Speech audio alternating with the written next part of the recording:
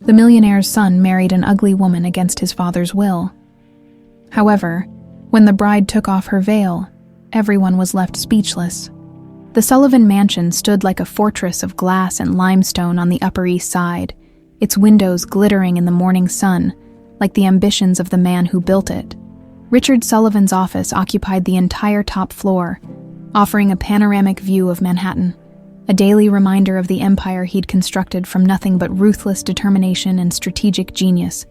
At 58, Richard still cut an imposing figure. His silver hair was perfectly coiffed, his bespoke suit immaculate, his posture military straight as he reviewed the quarterly reports of Sullivan Pharmaceuticals. The company's best-selling drug, Neurovan, had exceeded projections again. Nearly 30 million Americans now depended on it for neurological stability, a conveniently vague term that had helped the FDA fast-track its approval 5 years ago. "Mr. Carter is on line 1, sir," his assistant's voice announced through the intercom. Richard allowed himself a thin smile. The timing couldn't be more perfect. "Thomas?" he greeted warmly. "I was just looking at Neurovan's numbers. Your daughter's wedding to my Jake will unite more than just our families." On the other end, Thomas Carter chuckled. "Madison's thrilled. Our telecommunications network paired with your pharmaceuticals will be unstoppable." Richard nodded, though no one could see him. "The date is still set for next spring." "Absolutely. Madison's already chosen her dress."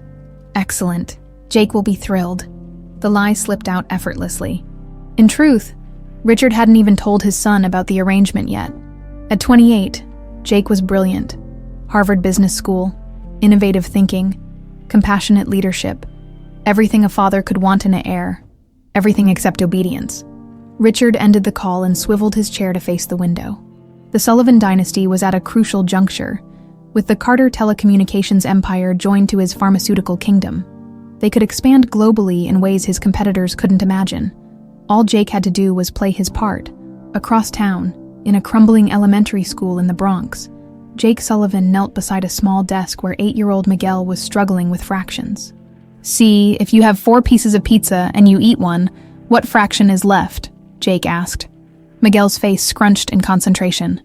3/4. Exactly. Jake high-fived the boy. Around them, 24 children worked with other volunteer tutors. All employees of Sullivan Pharmaceuticals who had no idea their young VP was among them.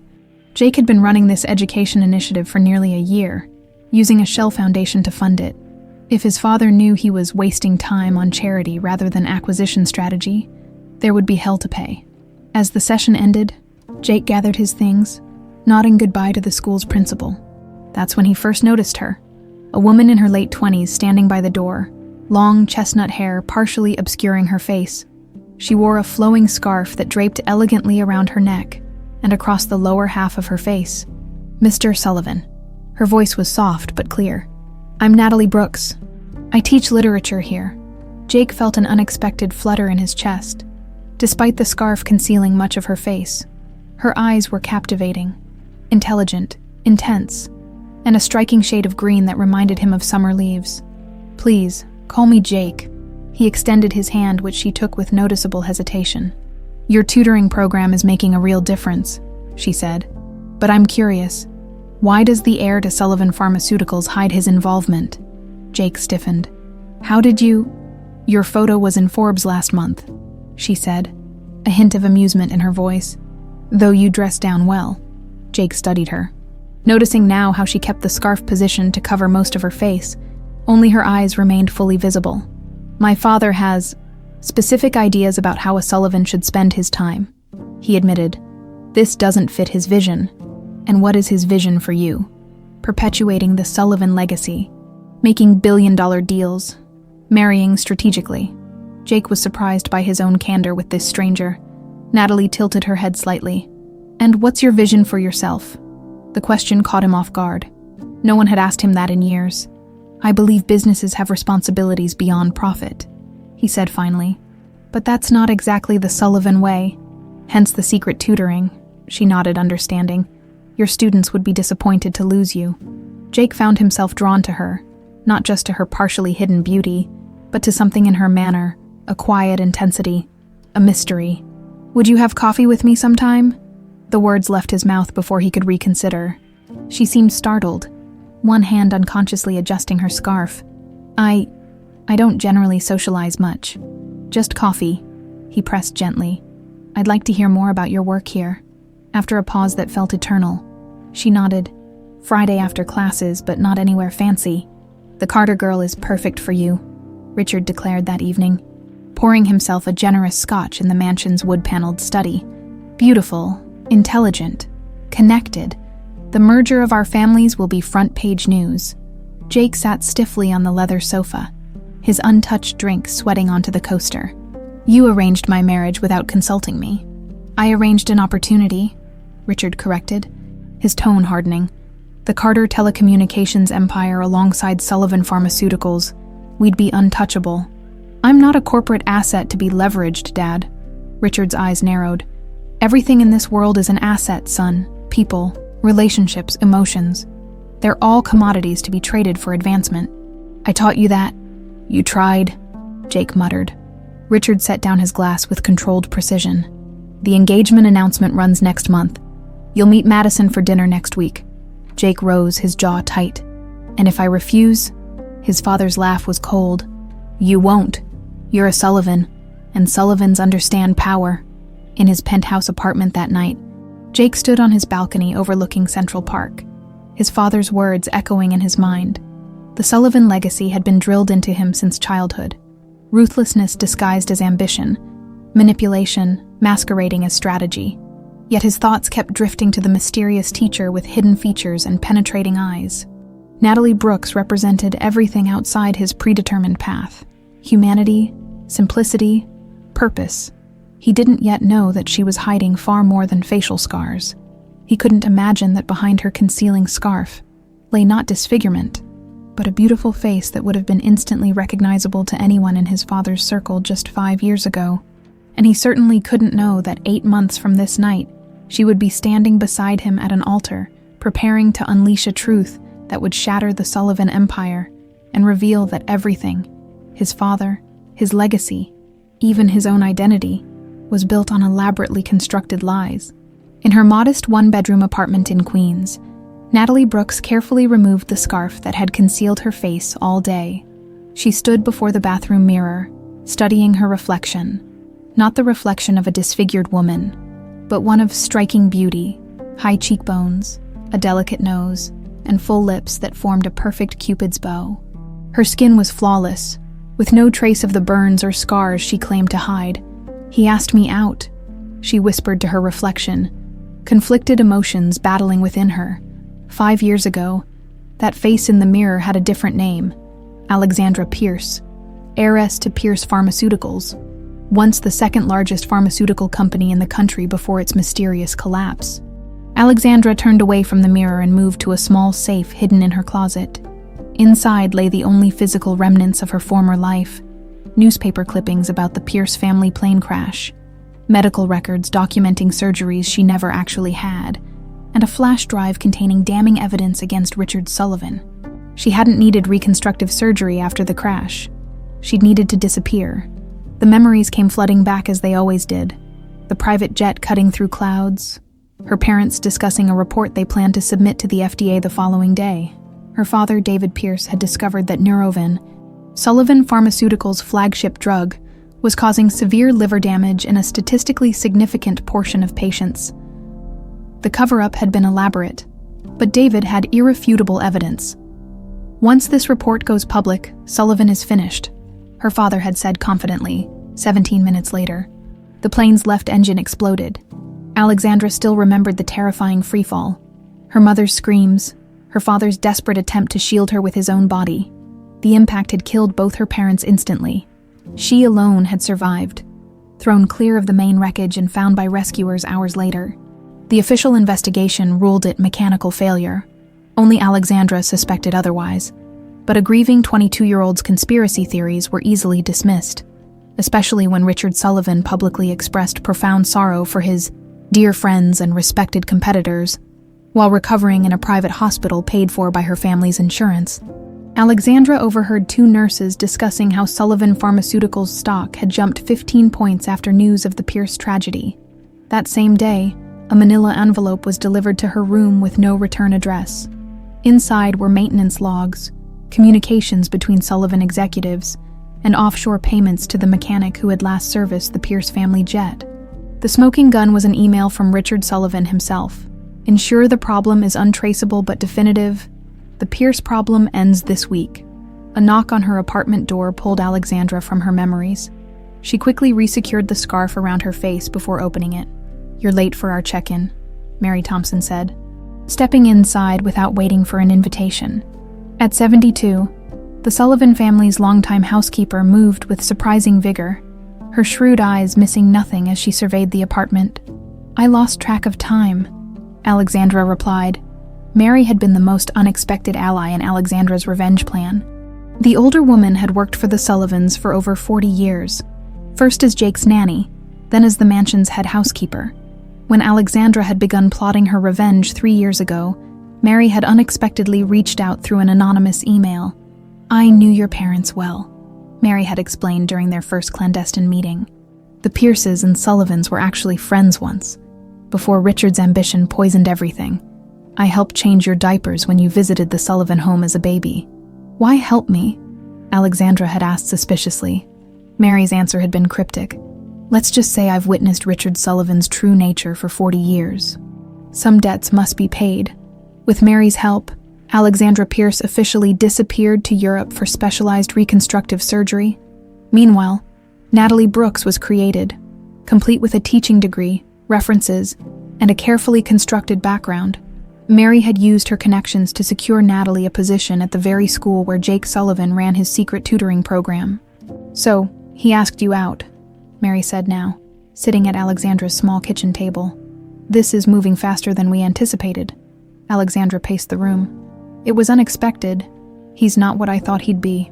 Meaning, he's kind, genuine, nothing like his father." Mary's expression hardened. "Don't be fooled.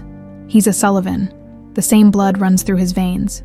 Alexandra removed her scarf completely, running her fingers through her long hair. "He seems to genuinely care about those children he tutors. He keeps it secret from his father. A rebellious phase. Nothing more. I've known that boy since birth. Richard's influence runs deep." Mary leaned forward. "Remember what's at stake. Your parents' justice. The thousands of people who died from Neurovan's side effects while Richard buried the evidence." Alexandra nodded, steeling herself. This momentary doubt was just weakness. Jake Sullivan was a means to an end, her pathway into the Sullivan inner circle. His interest in her was perfect for her plans. "I'll have coffee with him," she decided. "Start building his trust." "Good," Mary approved. "But be careful. If Richard ever discovers who you really are." The threat didn't need completion. They both knew Richard Sullivan would stop at nothing to protect himself. After Mary left, Alexandra returned to her bathroom mirror, this time applying specialized makeup to create the illusion of scarring along her jawline and cheek. She had practiced this art for months, learning to create realistic-looking burn scars that would be visible at the edges of her scarf, enough to validate her story without being so grotesque as to repulse. The irony wasn't lost on her. She was creating fake scars to hide the fact that she had no real ones, wearing a mask to conceal not disfigurement, but perfect beauty. For Friday's coffee with Jake, she would allow just a glimpse, enough to cement his belief in her cover story, enough to trigger that instinctive pity she had seen flicker across his face when he noticed her scarf. She hated exploiting his compassion, but it was necessary. "For you, Dad," she whispered, touching the fake scar tissue along her jawline. "For Mom. For everyone Sullivan has hurt." In the distance, thunder rumbled, a spring storm approaching New York. Alexandra felt it mirrored the gathering storm of her own making. For 3 years, she had lived as Natalie, building her false identity, waiting for the perfect opportunity. Now, Jake Sullivan had handed it to her unwittingly. Their coffee date would be the first step in a carefully orchestrated plan that would culminate in the complete destruction of Richard Sullivan. She would gain Jake's trust, then his heart, then use that connection to access the inner sanctum of the Sullivan empire. What she didn't plan for, couldn't plan for, was how Jake's gentle smile would affect her, how his evident conflict with his father's values would complicate her straightforward narrative of the Sullivans as monsters. How the simple act of watching him help a struggling child with math would stir something inside her that had been dormant since the crash. Alexandra Pierce had died in that plane crash. In all the ways that mattered, Natalie Brooks was now real. A construct, yes, but one that had taken on its own life. As she put away her makeup and prepared for bed, she wondered momentarily which was the true mask, Natalie's scarred face or Alexandra's quest for vengeance. The coffee shop in the Bronx was everything the Sullivan corporate headquarters was not. Small, unpretentious, and filled with the aroma of freshly ground beans rather than ambition and anxiety. Jake arrived 15 minutes early, choosing a corner table away from the windows. He'd dressed down in jeans and a simple button-down shirt, his Patek Philippe watch traded for a nondescript Timex. He spotted Natalie the moment she walked in, despite the scarf artfully arranged to cover most of her face. She carried herself with an innate grace that caught the attention of several patrons. Today, the edges of what appeared to be scarring were visible along her jawline. "You came," she said, sliding into the seat across from him. "I'm a man of my word," Jake replied, pushing a ceramic mug toward her. "I ordered you a chai latte. The owner mentioned it's your usual." Something flickered across her visible features. Surprise, perhaps discomfort at being known. "Don't worry," he added quickly. "I didn't run a background check or anything stalkerish. Just asked Rosa what you like." Natalie relaxed slightly. "Most people avoid asking about me directly. They prefer whispering behind my back. About the..." Jake gestured vaguely toward her scarf. "Car accident 5 years ago." She touched the edge of her scarf reflexively. "People find it easier to gossip than to ask." Jake nodded, feeling a surge of admiration for her straightforwardness. "I admire how you don't let it define you, teaching, changing lives. That's who you are, not whatever's under the scarf." Natalie's eyes widened slightly before she looked down at her latte. "That's unusually perceptive." "I've had some practice recognizing masks," Jake said wryly. "In my world, they're just designer suits and corporate jargon instead of scarves." For the next hour, they talked about everything except themselves. Literature, the education system, New York's forgotten neighborhoods. Jake felt an unfamiliar lightness. The weight of the Sullivan name temporarily lifted. Natalie was brilliantly articulate. Her knowledge of literature profound, her insights about human nature occasionally startling in their accuracy. "You never answered my question," she said eventually. "About your vision for yourself, not your father's vision for you." Jake stared into his coffee. "I believe business can be ethical and profitable simultaneously. Radical concept in my family. And what would that look like? An ethical Sullivan Pharmaceuticals. Transparent drug trials, accessible pricing, actually putting patients before shareholders." He laughed without humor. "My father would sooner set the company headquarters on fire. Yet you stay," Natalie observed. "I stay because leaving would solve nothing. The company would continue exactly as before, just without the one person trying to nudge it towards something better." Jake leaned forward. "What about you? Teaching wasn't your original plan, was it?" Natalie tensed almost imperceptibly. "What makes you say that?" "The way you talk about literature. It's like you're translating passion into pedagogy, not the other way around." For a moment, she seemed to retreat behind an invisible wall. Then, carefully, "I was studying comparative literature at Columbia after the accident." Priorities shifted. It wasn't quite a lie. Alexandra had indeed studied literature alongside her business courses, preparing for a dual role in her family's company. "I'm sorry," Jake said gently. "Don't be. Sometimes the lives we don't choose teach us more than the ones we do." As they left the coffee shop, Jake suggested walking through a nearby park. To his surprise, Natalie agreed. The spring afternoon was crisp but pleasant, cherry blossoms adding splashes of pink to the urban landscape. "You know, you never asked," Natalie said suddenly. "Asked what?" "To see, everyone eventually asks." Jake stopped walking. "Your scars are your business. Friendship isn't conditional on viewing them." Beneath her scarf, Alexandra felt something shift, a tiny crack in the foundation of her resolve. This man wasn't just different from his father. He seemed almost the antithesis of everything the Sullivan name represented. But she knew better than to trust appearances. Hadn't Richard Sullivan himself publicly mourned her parents while privately celebrating their deaths? Later that evening, Jake entered the gleaming Sullivan Pharmaceuticals headquarters. changing from his casual clothes into the suit he kept in his office. He had a dinner meeting with the board, another opportunity for his father to parade him as the future of the company. His phone buzzed with a text from Natalie. "Thank you for today? It was unexpectedly nice." He smiled, typing back.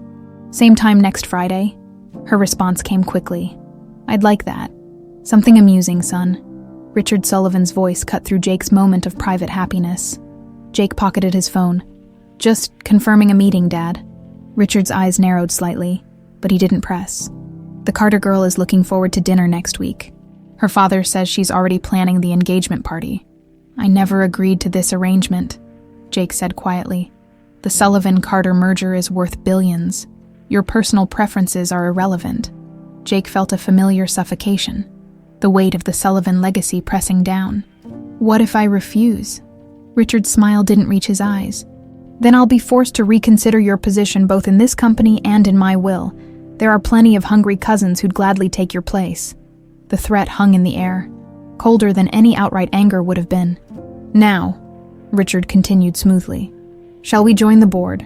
I believe they're eager to hear about our expansion plans." In her apartment, Alexandra stared at her phone, reading Jake's text again. Each interaction with him complicated her plan. She'd expected a spoiled heir, perhaps with a thin veneer of charm masking Sullivan ruthlessness. Instead, she'd found someone genuinely at odds with his father's values, fighting a quiet battle from within. She pulled out her notebook, where she'd meticulously documented every step of her revenge plan. The coffee date had been Phase 1, establish contact. Phase 2 was supposed to be deepening the relationship, finding ways to access Sullivan information through Jake. Nowhere in the plan had she accounted for genuine connection. "It doesn't change anything," she told herself firmly. "He's still a Sullivan. He still benefits from his father's crimes." Her phone rang. Mary Thompson calling from the service entrance of the Sullivan mansion. "The board meeting just ended," Mary reported. "Richard is pushing hard for the Carter merger. He's threatening to disinherit Jake if he doesn't comply." Alexandra processed this information. Jake never mentioned an engagement, because he's fighting it. But Richard always wins these battles. Mary's voice lowered. "I've worked for that man for 40 years. He'll crush his own son before allowing him to derail his plans."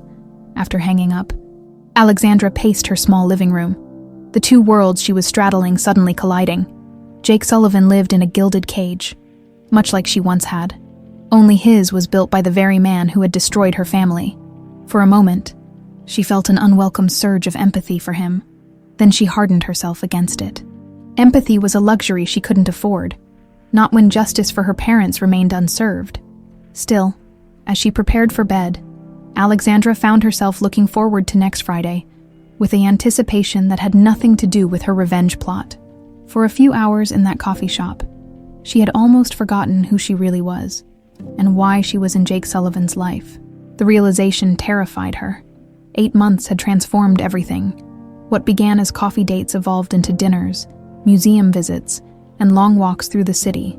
For Jake, Natalie became a sanctuary from the suffocating pressure of the Sullivan empire. For Alexandra, the lines between her mission and her feelings blurred dangerously with each passing week.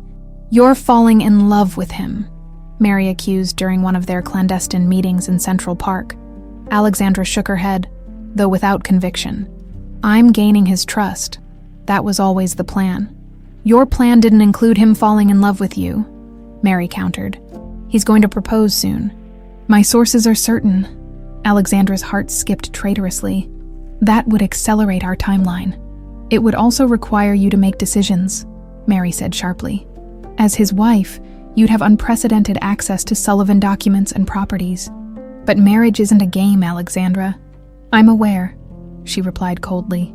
Though in truth, she hadn't anticipated this complication. Becoming Jake Sullivan's wife would certainly position her perfectly to destroy Richard, but it would also irrevocably hurt Jake in the process. The thought troubled her more than it should have. The restaurant Jake chose for their special dinner was neither ostentatious nor touristy, a small Italian place in the West Village known for its authenticity rather than its celebrity sightings. Over 8 months, he'd learned that Natalie avoided places where she might be stared at, preferring intimate settings where her scarf-covered face wouldn't draw attention. "You're quiet tonight," she observed as they finished their pasta. Jake nodded, uncharacteristically nervous. "I've been thinking about us. About the future." Alexandra felt a knot forming in her stomach. This was it.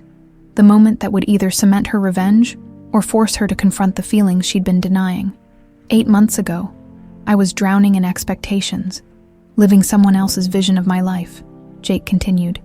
Then I met a literature teacher who hides her face but never her heart. He reached across the table for her hand. "You changed everything, Natalie. You made me brave enough to stand up to my father, to fight for what I believe in." Alexandra swallowed hard. "Jake, I've been fighting my father on the Carter engagement last week. I told him definitively it would never happen. He's threatened to remove me from the company, from his will, everything." "What did you do?" she asked, genuinely concerned. Jake smiled, a freedom in his expression she'd never seen before. "I told him to go ahead, that I'd rather build something meaningful from scratch than inherit an empire built on exploitation." "He must have been furious," Alexandra whispered, imagining Richard Sullivan's rage. "Apocalyptic," Jake confirmed. "But for the first time in my life I didn't care, because I know what I want now." He pulled a small velvet box from his pocket, and Alexandra felt the world tilt on its axis. This wasn't supposed to happen so soon. She wasn't prepared for the storm of emotions roiling within her. "I know it's unconventional," Jake said softly. "I know we'd face opposition from every direction, but I love you, Natalie Brooks. Not despite your scars, but including them. They're part of what made you who you are, the woman I want to spend my life with."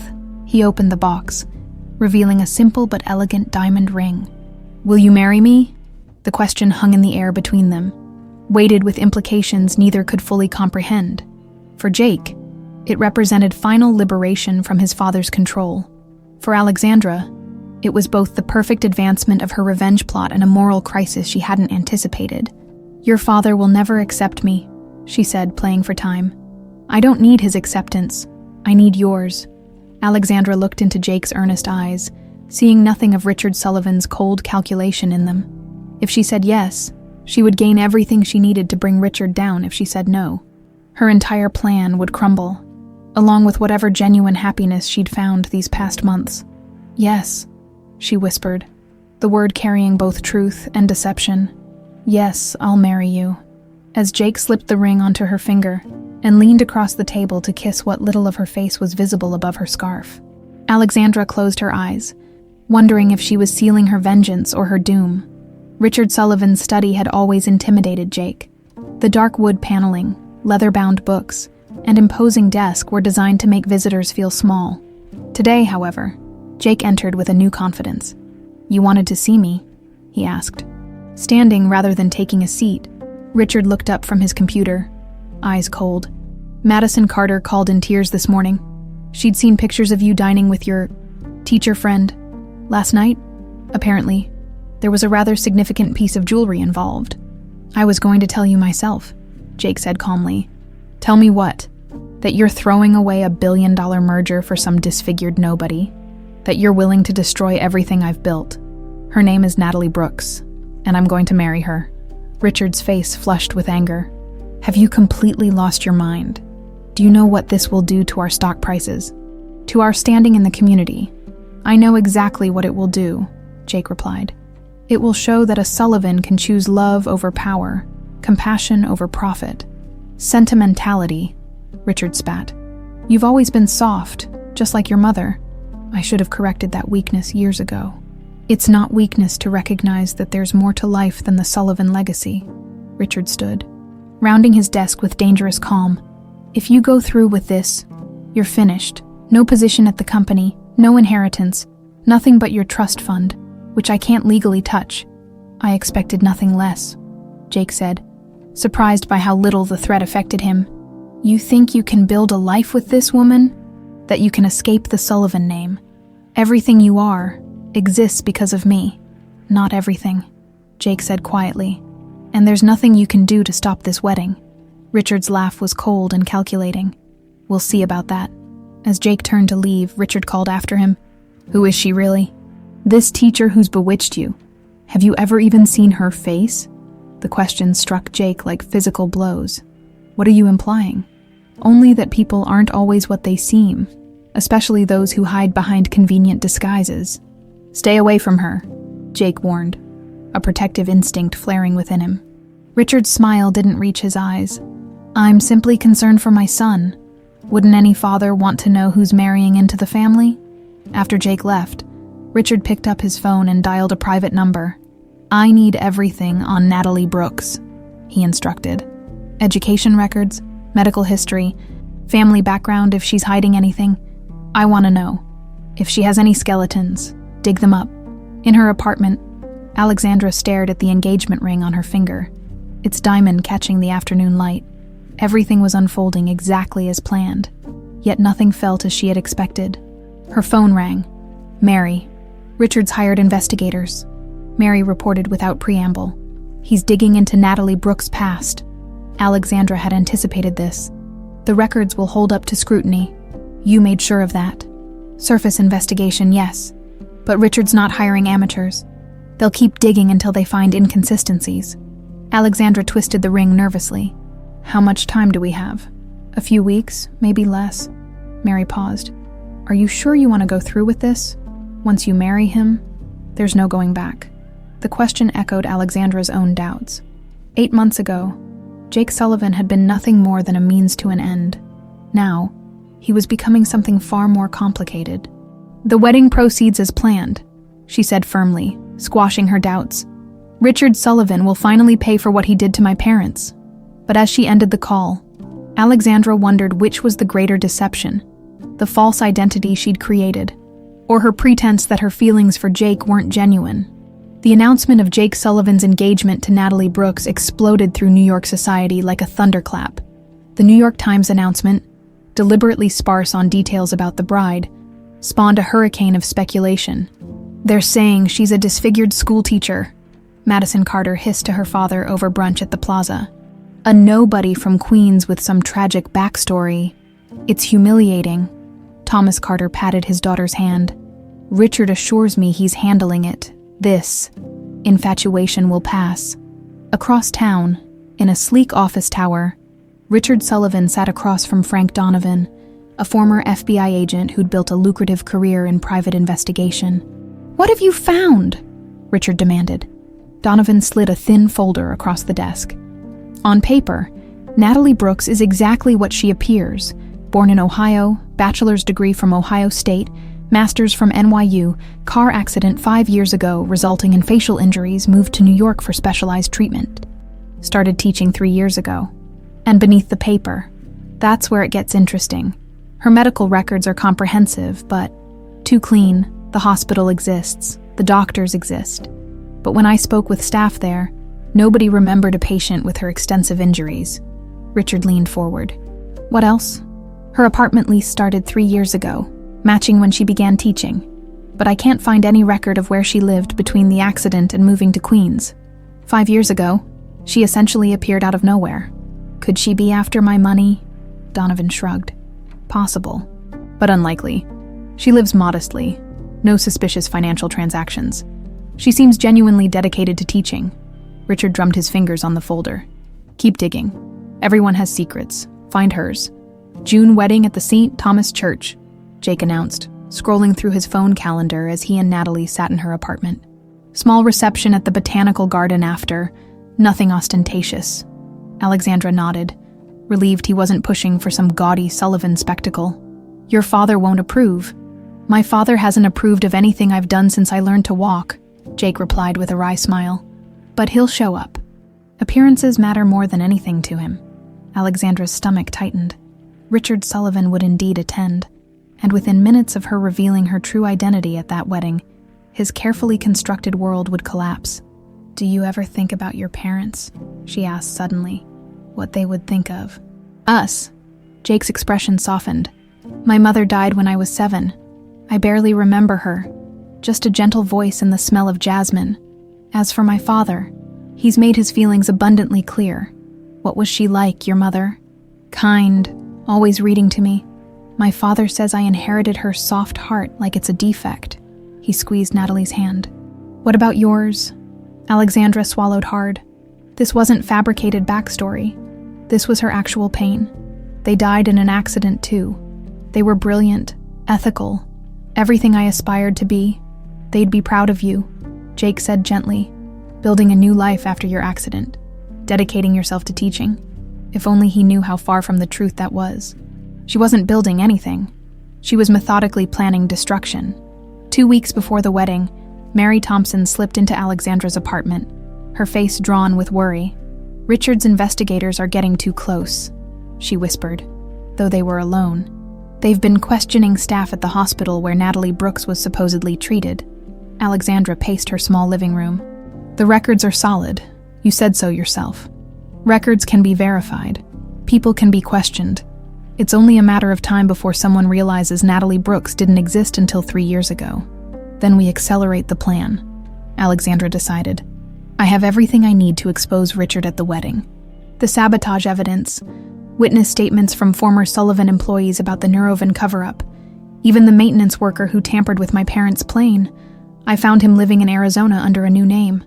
Mary shook her head. "It's too risky. Richard suspects something. He's increased security around all Sullivan properties. He's having background checks run on every wedding guest." "Let him," Alexandra said defiantly. "By the time he discovers anything concrete, I'll be standing at that altar, ready to tear his world apart." Mary studied her with concern. "And what about Jake? Are you prepared to destroy him too?" The question hit Alexandra like a physical blow. "Jake isn't his father. He'll understand eventually." "You're lying to yourself," Mary said softly. "Do you really believe he'll forgive you for using him? For making a mockery of his love?" Alexandra turned away, unable to face the truth in Mary's words. "This isn't about Jake. It's about justice for my parents and everyone else the Sullivans have harmed. Justice and vengeance aren't the same thing." "Child, they are when the legal system has failed," Alexandra retorted. "Richard Sullivan literally got away with murder. He's destroyed countless lives with his greed." Mary sighed heavily. "Just be certain you can live with the consequences. All of them." After Mary left, Alexandra removed her scarf and makeup, washing away Natalie Brooks. Standing barefaced before her bathroom mirror, she confronted her true reflection. Not the scarred teacher, but the vengeful daughter of David and Diana Pierce. "I'm doing this for you," she whispered to her parents' memory. "For everyone he's hurt." But the face in the mirror looked doubtful. At the Sullivan mansion, Jake stood his ground as Richard berated him about the wedding arrangements. "A small ceremony at your social level?" Richard was incredulous. "People expect spectacle from a Sullivan wedding. The guest list you've provided is barely 100 people." "That's intentional," Jake replied calmly. "Natalie gets anxious in crowds. She's self-conscious about her scars." Richard's eyes narrowed. "Scars you've never actually seen? That's between Natalie and me, is it? Because I find it curious that none of her colleagues can describe these supposedly horrific injuries. She's always perfectly covered in public." Jake felt a flicker of unease, quickly suppressed. "She's private. It's one of the things I respect about her. Privacy is one thing, secrecy is another." Richard pulled out a folder similar to the one Donovan had presented him. "Did you know there's no record of where she lived for 2 years after her accident? That none of the specialists who supposedly treated her recall a patient matching her description?" Jake snatched the folder, anger rising. "You had her investigated. What gives you the right?" "I'm protecting my son and my family name," Richard said unapologetically.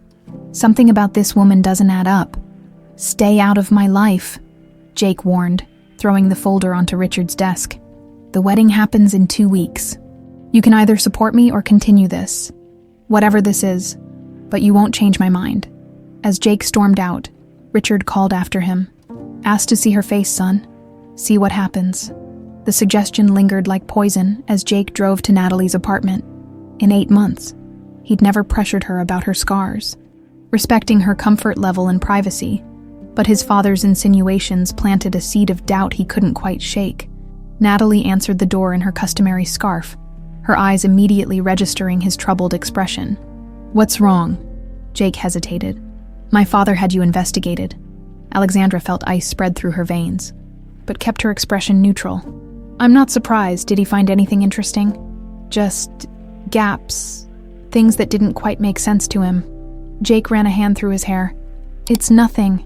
He's desperate to sabotage us." You seem bothered, though. Jake met her eyes directly. He suggested I ask to see your face. To test you, I guess. The moment hung between them, charged with unspoken tension. This was the precipice. If Jake pushed, if he demanded to see beneath her scarf now, Alexandra's entire plan would unravel. Do you want to? She asked softly. Jake took her hands in his. I want you to trust me enough to show me when you're ready. Not before, not because my father's planted doubts. Alexandra fought back unexpected tears. His trust was a knife to her conscience. After the wedding, she promised. When we exchange vows, I'll remove the veil completely. No more hiding. It wasn't a lie. She would indeed remove her veil at the wedding. And with it, every other deception she'd constructed. I can wait, Jake said, pulling her close. Nothing my father says could change how I feel about you. Alexandra closed her eyes, resting against his chest, wondering if he would still feel that way 2 weeks from now, when Natalie Brooks ceased to exist and Alexandra Pierce rose from the ashes to destroy his father. The night before her wedding, Alexandra stood alone in her apartment, surrounded by the remnants of Natalie Brooks's life. Tomorrow, this carefully constructed identity would shatter like glass.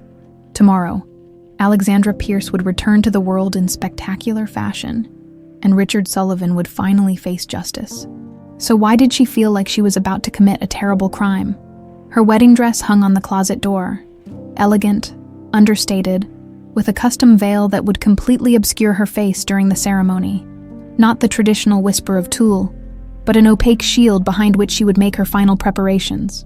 A soft knock interrupted her thoughts.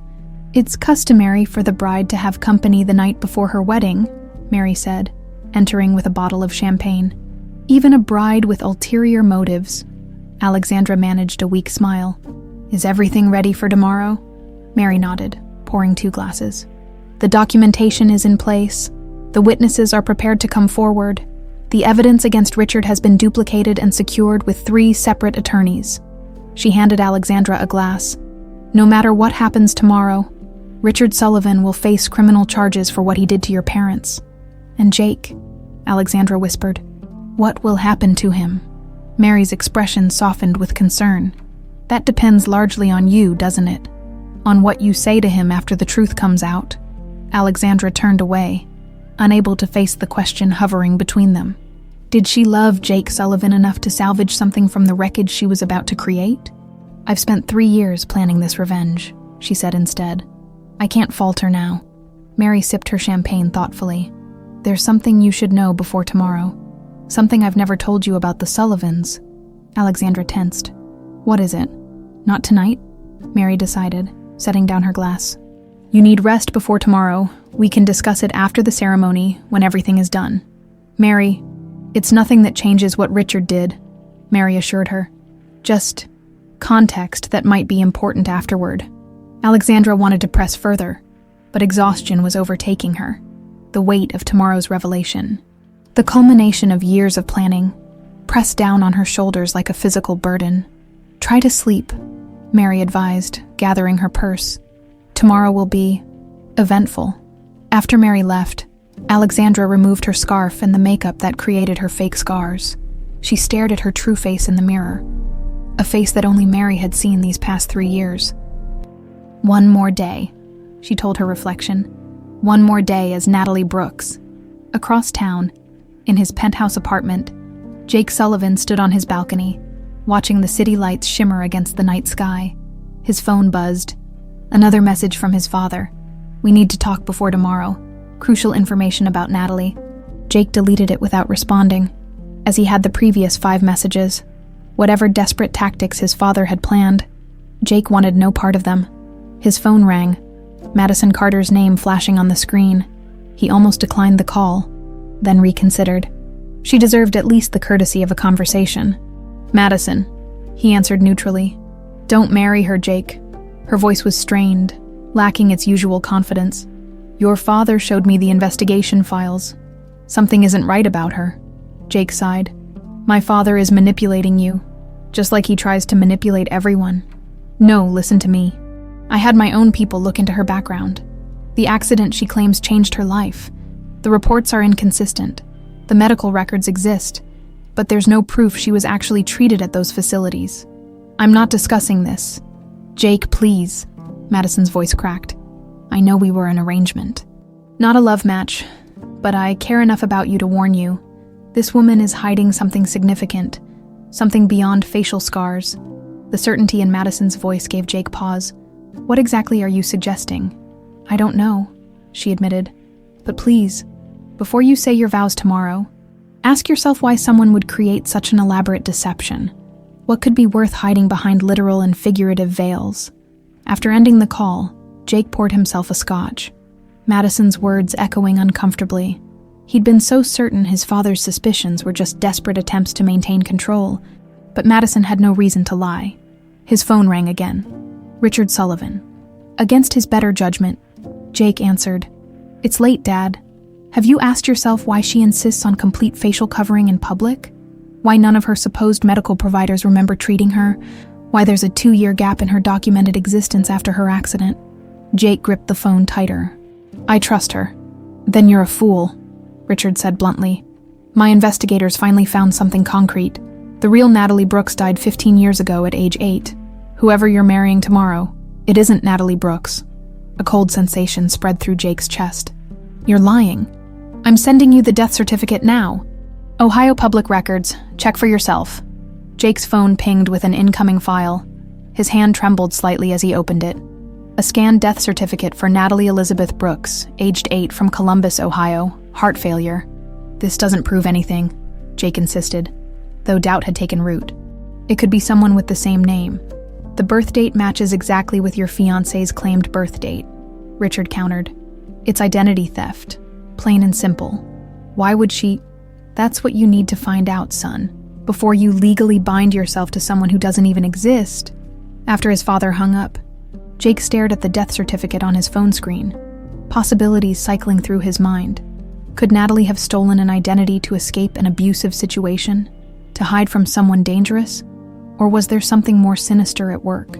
He dialed Natalie's number, unsure what he would even say. The call went straight to voicemail. It's me, he said after the beep. I just wanted to hear your voice before tomorrow. I love you. He ended the call, the words feeling both true and suddenly precarious. In her apartment, Alexandra listened to Jake's message, her phone set to do not disturb mode for all callers except him. The naked vulnerability in his voice nearly broke her resolve. She almost called him back, almost confessed everything, almost abandoned 3 years of planning and the justice her parents deserved. Almost. Instead, she sent a text. Can't wait to be your wife tomorrow. Everything will finally be clear.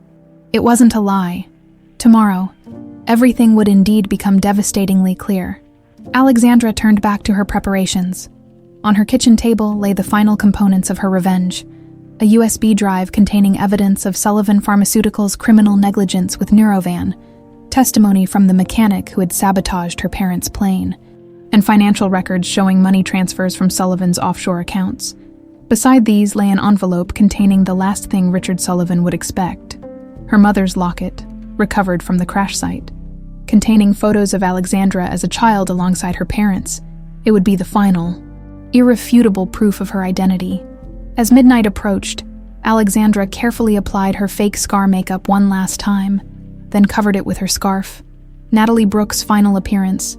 She tried to focus on tomorrow's vindication, the moment when Richard Sullivan would realize who she really was, when justice would finally be served for her parents and all of Richard's other victims. Instead, her mind fixated on Jake's face. How would he look at her when he realized everything between them had been built on deception? Would he see past her lies to the genuine feelings that had developed despite her intentions? Alexandra curled up on her bed, still fully dressed, too anxious to change or even attempt sleep. Tomorrow would bring the culmination of years of planning and pain.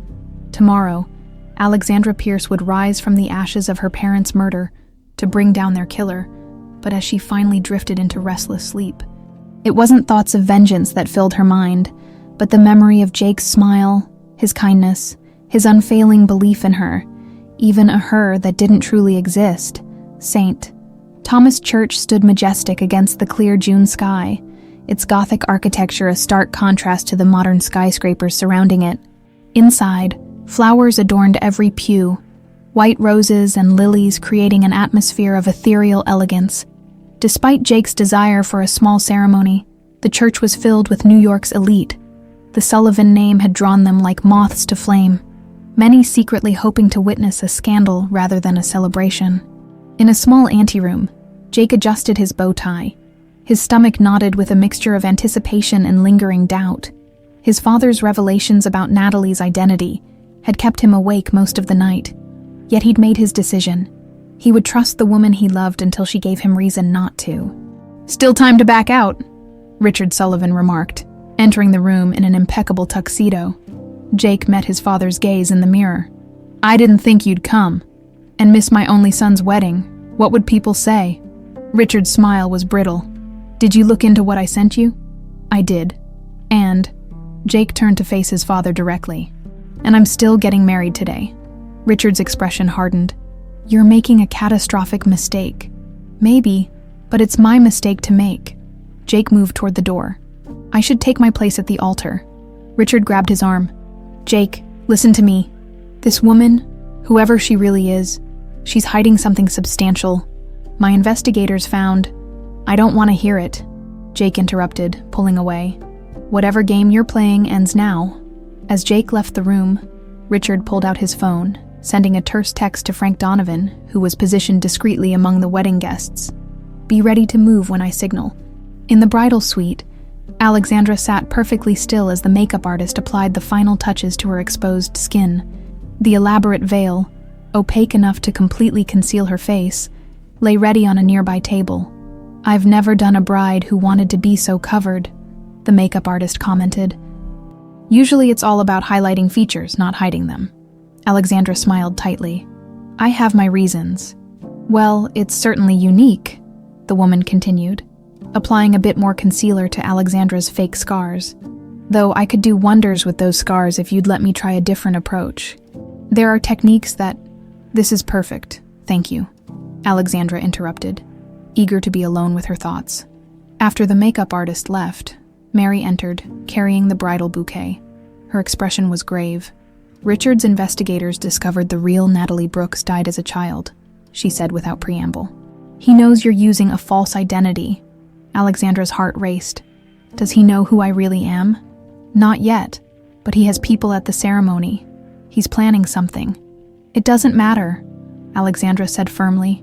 "In less than an hour, I'll reveal everything myself." Mary touched her arm gently. "Are you absolutely certain about this path? Once you cross this bridge, there's no return." For a moment, Alexandra hesitated. The weight of her impending actions pressed down on her. Years of planning, of living as someone else, had culminated in this moment. Yet now that it had arrived, she felt none of the vindication she'd anticipated. "I have to do this," she said, more to convince herself than Mary. "For my parents, for justice." Mary handed her the veil. "Then it's time." The heavy material settled over Alexandra's face, transforming her into a ghost bride, faceless, mysterious, separated from the world by a barrier of her own creation. The wedding march began, its familiar notes filling the cathedral. Heads turned as the bride appeared at the entrance, a spectral figure in white, her face completely obscured by the unusual veil. Whispers rippled through the congregation. "Can't even show her face on her wedding day." "I heard the scars are horrific." Poor Jake, settling for damaged goods. Alexandra heard none of it. Her focus was entirely on the altar ahead, and the moment of revelation that would follow the ceremony. Jake watched her approach, a mixture of emotions crossing his face. Love, certainly, but also something else. A wariness that hadn't been there before. Had his father's suspicions taken root? After all, as she reached him, Jake took her hands in his, through the veil. Their eyes met, his questioning, hers resolute. "Dearly beloved," the minister began, his voice echoing through the cathedral. "We are gathered here today." The ceremony proceeded in a dreamlike state for Alexandra.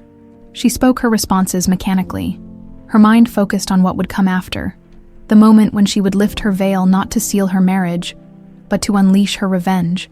"If anyone can show just cause why this couple cannot lawfully be joined together in matrimony," the minister intoned, Let them speak now or forever hold their peace. A tense silence fell over the congregation. Richard Sullivan shifted in his front row seat, but remained silent. His moment would come later. Do you, Jake Sullivan, take this woman to be your lawfully wedded wife? Jake hesitated almost imperceptibly before answering. I do. And do you, Natalie Brooks, take this man to be your lawfully wedded husband? Alexandra drew a deep breath. I do. The rings, please. As they exchanged rings, Alexandra felt the weight of the gold band on her finger, a symbol of commitment that, for her, was built entirely on deception. By the power vested in me, I now pronounce you husband and wife, the minister declared. You may kiss the bride. The moment had arrived. Jake reached for her veil, his movements slow, almost hesitant. Wait, Alexandra said, her voice stronger than she expected. Before you lift this veil, there's something everyone here needs to know. A confused murmur spread through the congregation. Jake froze, his expression a mixture of concern and dawning realization that something was very wrong. Natalie, what? My name isn't Natalie Brooks. Her voice carried throughout the suddenly silent church. That identity was a creation, a means to an end. With steady hands, she lifted the veil herself, revealing not the scarred face everyone expected, but one of striking, unmarred beauty. Gasps echoed through the cathedral. My name is Alexandra Pierce, she announced, her gaze fixed on Richard Sullivan, whose face had drained of all color, daughter of David and Diana Pierce, who died in a plane crash 5 years ago, a crash that was no accident.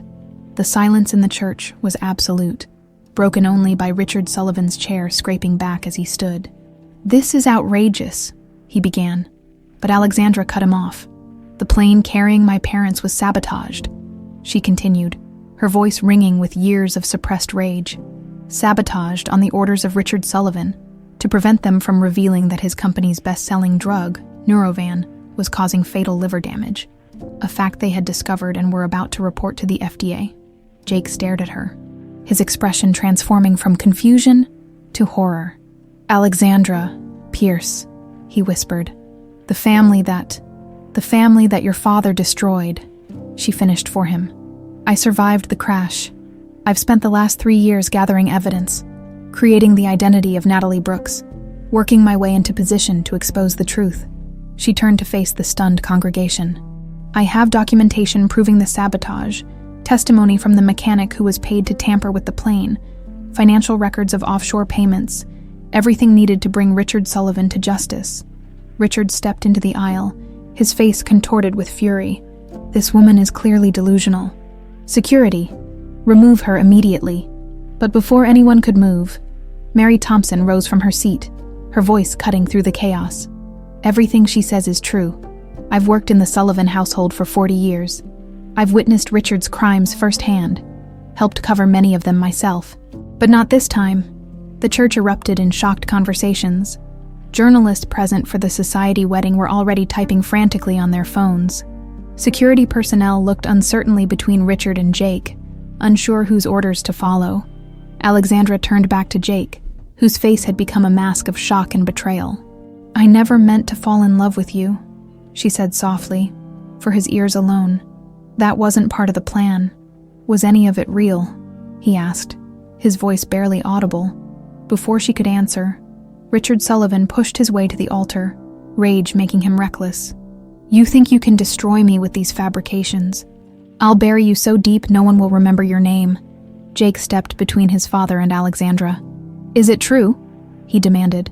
Did you have her parents killed? Richard's eyes darted between his son and the congregation. Don't be ridiculous. This woman has clearly orchestrated an elaborate con. She's after the Sullivan fortune, nothing more. Answer me, Jake insisted. Did you sabotage the Pierce family's plane? The look that passed between father and son contained decades of complicated history. For a moment, it seemed Richard might confess, might finally reveal his true nature to the son he'd tried so hard to mold in his image. Instead, he turned to the congregation with a practiced, dismissive smile. My son has obviously been deceived by a woman with a talent for manipulation, a disappointing end to what should have been a joyous occasion. But as Richard attempted to reclaim control of the situation, Mary Thompson stepped forward, carrying a small wooden box.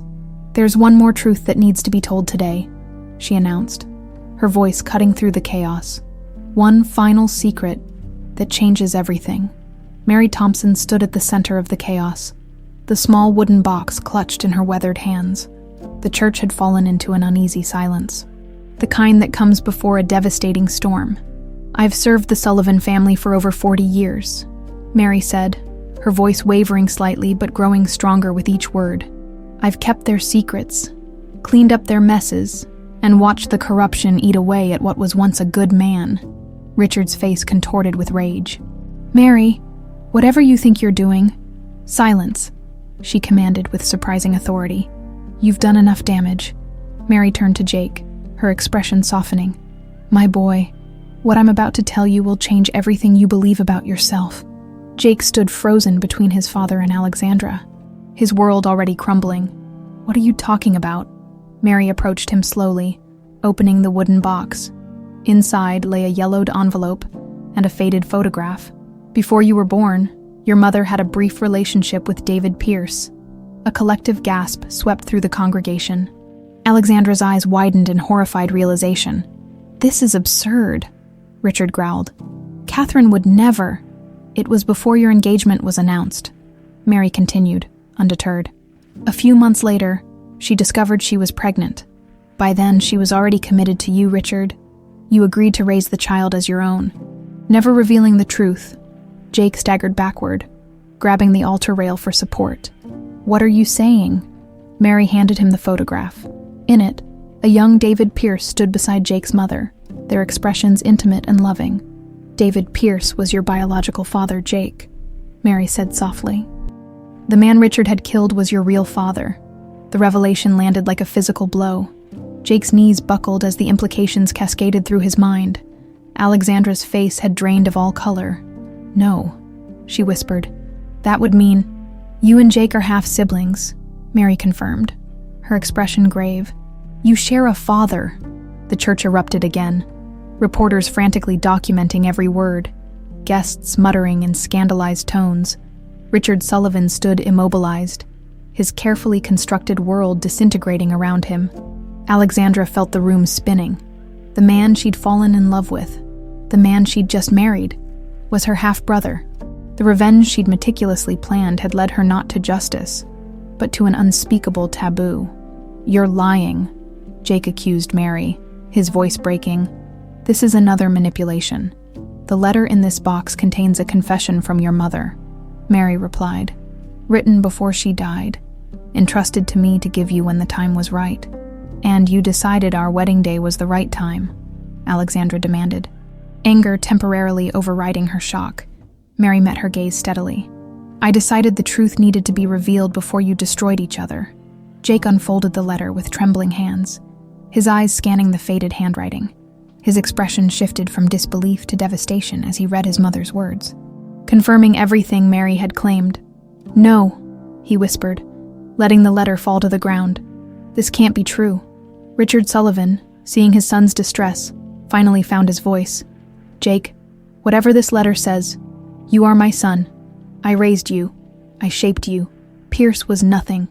You murdered my father," Jake said, his voice deadly quiet. "You killed a man knowing he was my biological father." "I didn't know for certain," Richard began, but the lie was transparent. "Of course you knew," Mary interjected. "Why else would you keep the photo Catherine left? Why else would you obsessively track David's career, his family? Why else would you insist Jake never interact with the Pierces, even at industry events?" Alexandra watched the exchange in numb horror, her elaborate revenge plan now a grotesque mockery. She had fallen in love with her own half-brother, had married him. The revelation was too monstrous to process. "You wanted the Pierce bloodline under your control," Mary continued, addressing Richard. "You couldn't bear that your son carried another man's DNA, especially your rival's.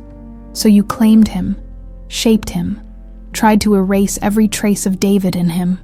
Richard's face had gone from white to purple with rage. "You treacherous old woman, after everything I've done for you. You've done nothing but corrupt everything you touch," Mary shot back. "You killed David and Diana to protect your profits, never caring that you were robbing your own son of his biological father." Jake backed away from both Richard and Alexandra, his expression haunted. This whole time, everything was a lie. His gaze landed on Alexandra. What we felt for each other. We didn't know, she whispered, though the words offered little comfort. I had no idea. A commotion at the church entrance drew everyone's attention. Police officers were making their way down the aisle. Led by a stern-faced detective, Richard Sullivan, the detective announced, "We have a warrant for your arrest on charges of conspiracy to commit murder, corporate fraud, and obstruction of justice." Richard's face contorted with disbelief. "This is preposterous. I'm Richard Sullivan.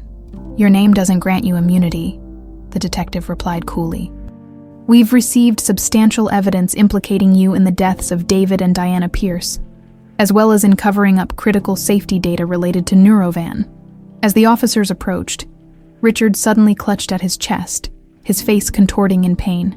"Can't breathe," he gasped, collapsing to his knees on the church's marble floor. "Dad?" Jake rushed to his side, instinct overriding everything else. "Call an ambulance!" someone shouted as Richard fell backward, his breathing ragged. Alexandra stood frozen, watching as her carefully orchestrated revenge was superseded by what appeared to be a massive heart attack. Medical professionals among the guests rushed forward, beginning CPR as Richard's lips turned blue. In the midst of the chaos, Richard grabbed Jake's hand with surprising strength. "I did it. For you," he wheezed. "Everything. For you. Not my blood, but still, my son." His eyes shifted to Alexandra, recognition and hatred mingling in his gaze. "You, so like your father, same, arrogance." Then his eyes rolled back, his grip on Jake's hand going slack. "We're losing him," a doctor shouted, continuing chest compressions. Alexandra watched numbly as paramedics arrived, taking over with defibrillators and emergency medication.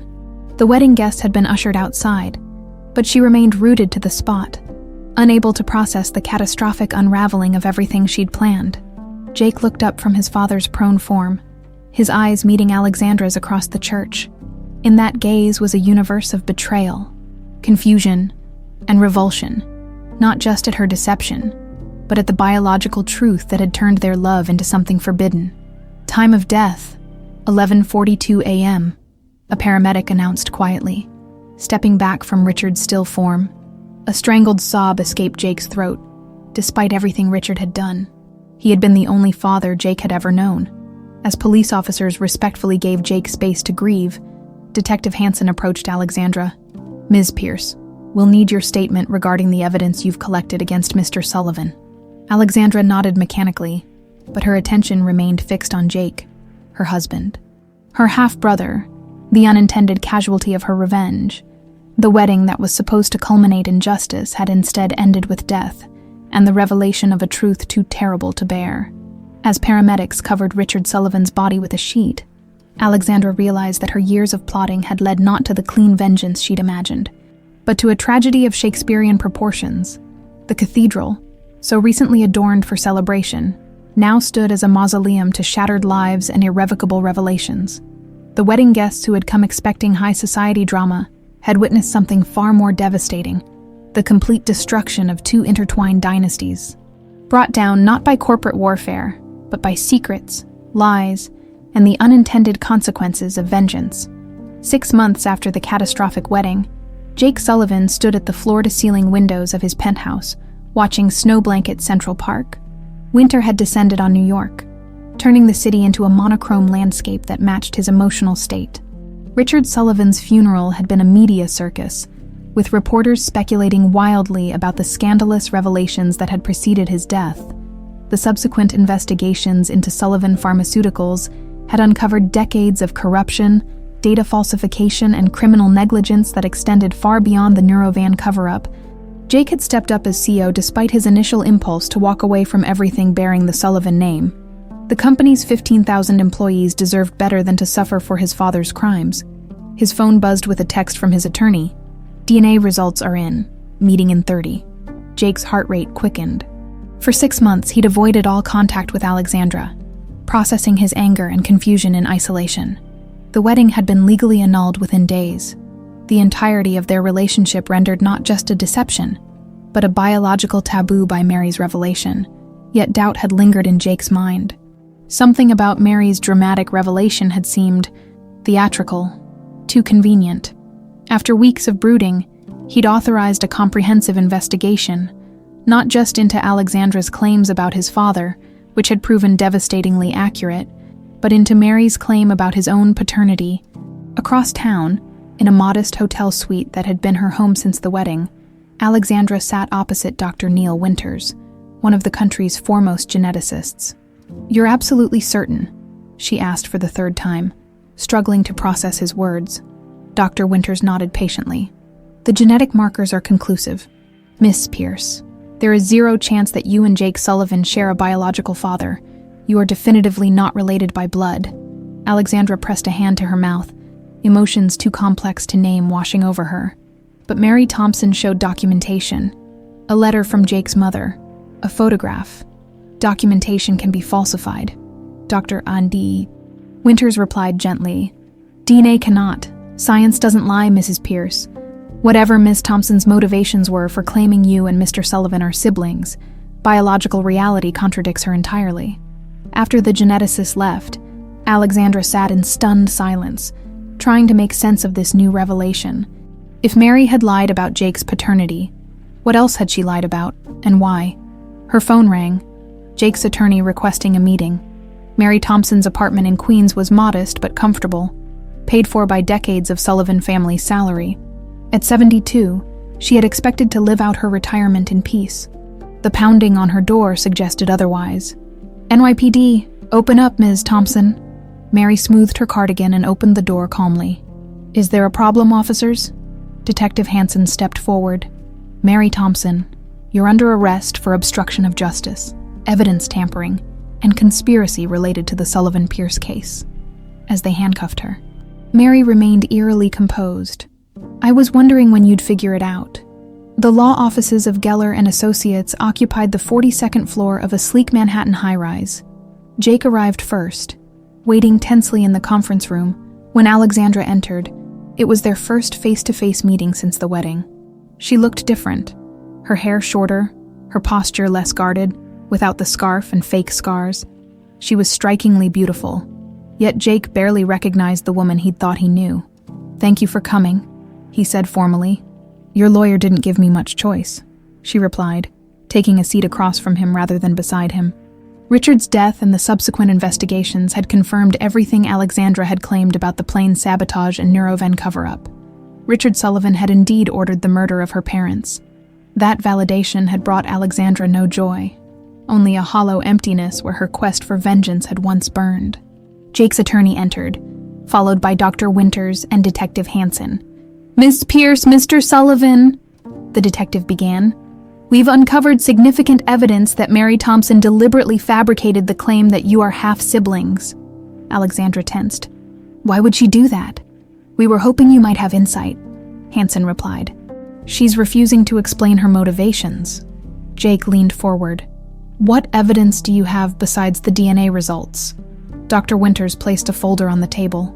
"We've verified through multiple testing methods that you share no close biological relationship whatsoever. You have different blood types, different genetic markers. There's zero possibility that you share a father. Additionally," Hansen continued, "forensic analysis of the letter supposedly written by Jake's mother shows it was actually written approximately 3 years ago, not before her death as Mary claimed. The ink and paper are contemporary, not 20-plus years old. And the photograph?" Alexandra asked. "Digitally manipulated. Well done, but detectable under analysis. David Pierce and Catherine Sullivan were inserted into the same frame, but they were never actually photographed together." Jake rubbed his temples, processing this information. "So Mary created an elaborate lie to make us believe we were siblings. The question is why?" "We have a theory," Hansen said carefully. "Mary Thompson had a romantic relationship with Richard Sullivan spanning at least 30 years. This revelation stunned both Jake and Alexandra. "That's impossible," Jake said. "My father was devoted to my mother's memory. He never remarried after she died." "He didn't remarry, but he maintained a relationship with Mary. We found extensive correspondence. gifts, even a property purchased jointly in the Catskills.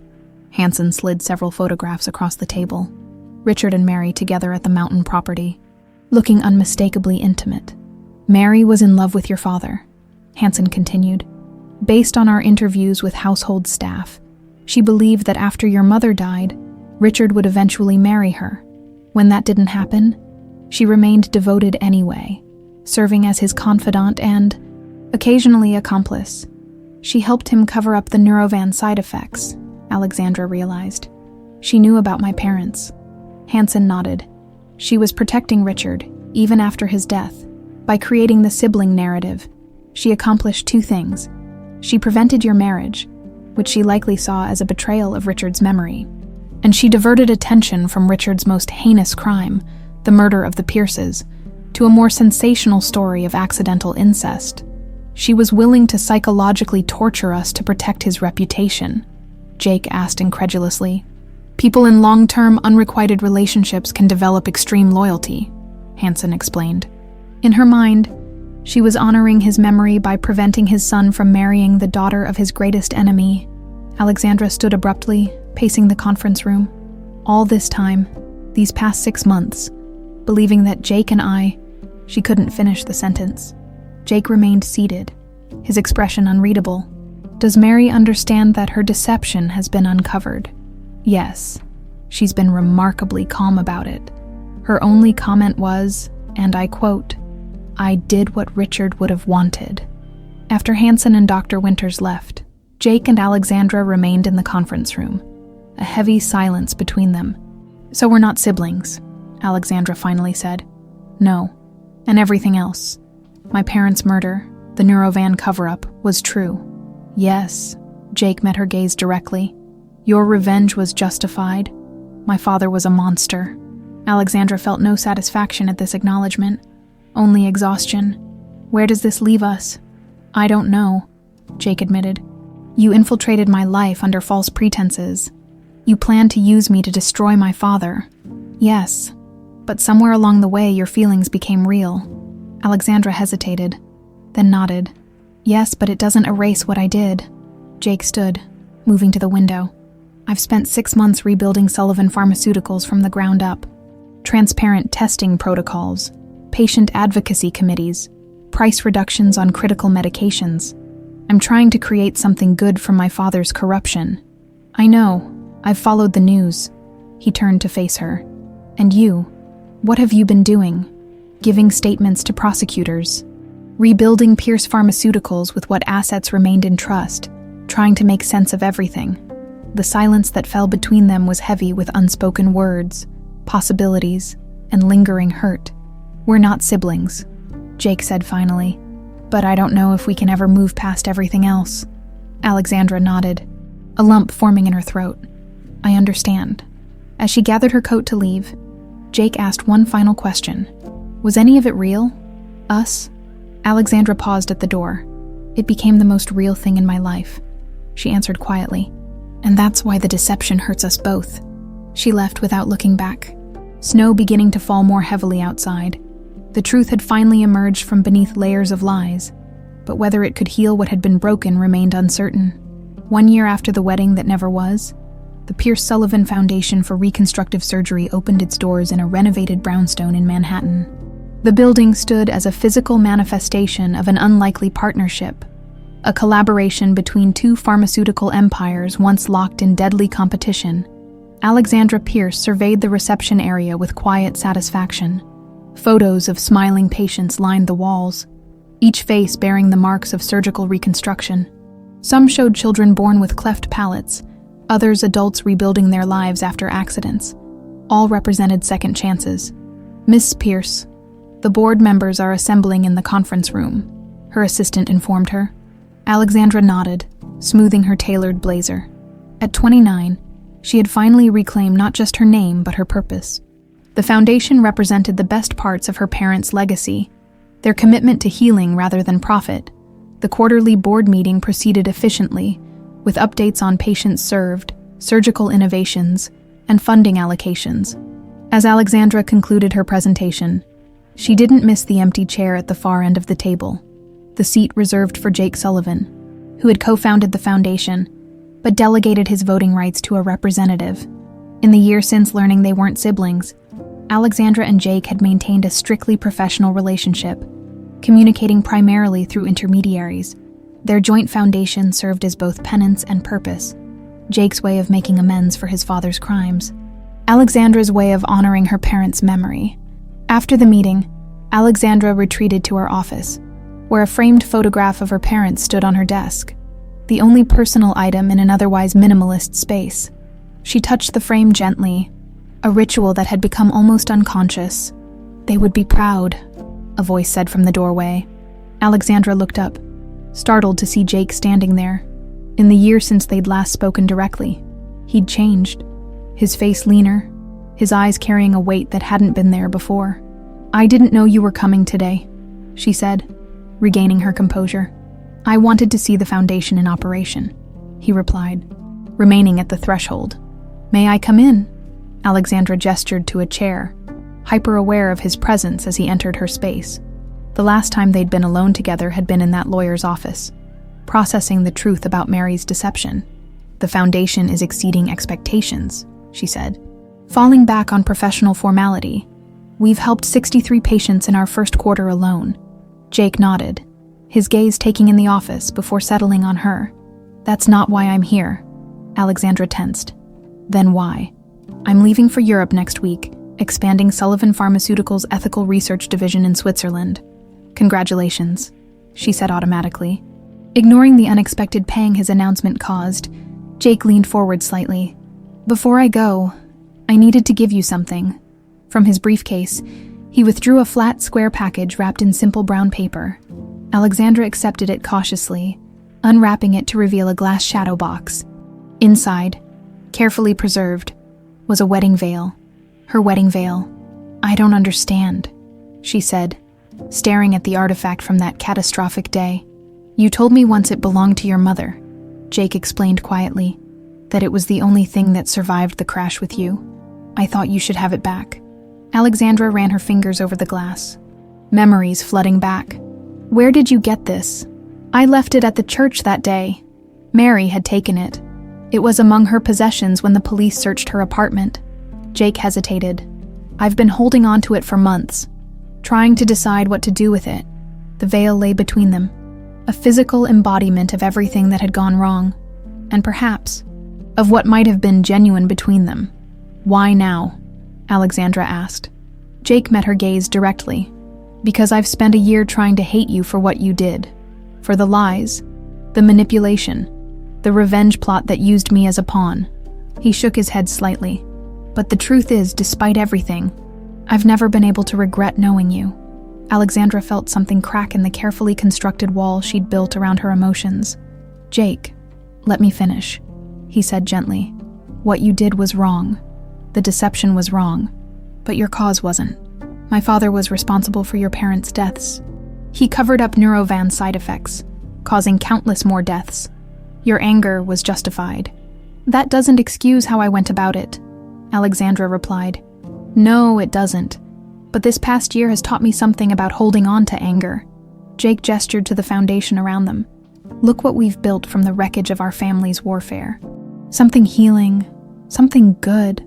Alexandra studied him, trying to understand where this was leading. "Are you saying you forgive me?" "I'm saying I understand you," Jake corrected. "And I'm saying that despite everything, the woman I got to know during those 8 months, whoever she was, Natalie or Alexandra or some combination of both, that woman was real to me." Alexandra felt tears threatening. "Parts of her were real," she admitted. "More than I wanted to acknowledge at the time. Natalie Brooks was created as a disguise, but somewhere along the way, she became a part of me." Jake nodded, a ghost of a smile touching his lips. "That's the woman I fell in love with, not the revenge-driven Alexandra, not the completely fabricated Natalie, but the person who emerged in between, the one who helped students find meaning in literature, who saw beyond the Sullivan name to the person I was trying to become." "What are you saying, Jake?" He stood, moving toward the door. "I'm saying that before I leave for Europe, I wanted you to know that I've made peace with our past, that despite everything, I'm grateful our paths crossed, even under false pretenses. Alexandra rose as well, the shadow box still in her hands. Is this goodbye then? Jake hesitated at the threshold. That depends on you. My flight leaves next Saturday. If you want to talk, really talk, about who we are now and what might be possible, I'll be at the Bethesda Fountain in Central Park at noon that day, and if I don't come, then I'll know your answer, and I'll wish you well with the foundation in your life. After he left, Alexandra sat for a long time, staring at the veiled shadow box. The thin fabric had once concealed her identity, her scars both real and imagined. Now it represented a choice, to remain behind the protective barriers she'd constructed, or to step beyond them into uncertainty. Saturday arrived crisp and clear, autumn painting Central Park in fiery hues of red and gold. Alexandra stood at the edge of the park, her mother's veil in her hands, removed from the shadow box, delicate and fragile in the open air. At the Bethesda Fountain, Jake checked his watch for the third time. 12:15. He scanned the winding paths, seeing tourists, joggers, families, but not Alexandra. He'd known it was a long shot, perhaps an impossible one. Some bridges once burned couldn't be rebuilt. As he turned to leave, something caught his eye. A woman approaching from the mall, carrying what appeared to be a wedding veil. Alexandra. She stopped before him, neither speaking for a moment. I almost didn't come, she finally admitted. What changed your mind? Alexandra unfolded the veil carefully. I realized something about this veil. My mother wore it on her wedding day not to hide, but to mark a transition. From one phase of life to another. I've been hiding long enough. She handed the veil to Jake. I don't know if we can build something new from the ashes of everything that happened, but I'd like to try. Without disguises, without veils, just Alexandra and Jake, seeing each other clearly for the first time. Jake took the veil, then gently set it on the fountain's edge. No more masks. No more masks, she agreed.